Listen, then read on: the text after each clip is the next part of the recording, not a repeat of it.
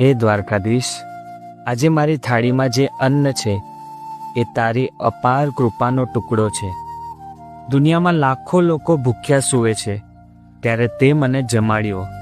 એ બદલ તારો જેટલો આભાર માનું એટલો ઓછો છે.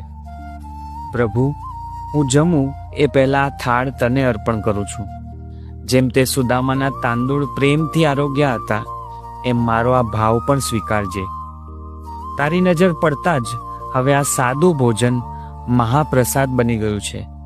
આ અન્ન મારા શરીરમાં જઈને મને સદ્બુદ્ધિ, શાંતિ અને ભક્તિ આપે. અને હા વાલા, જગતમાં કોઈ જીવ ભૂખ્યો ન રહે, સૌનું પેટ ભરજે.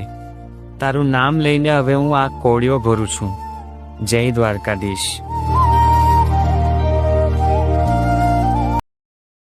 Download ShareChat.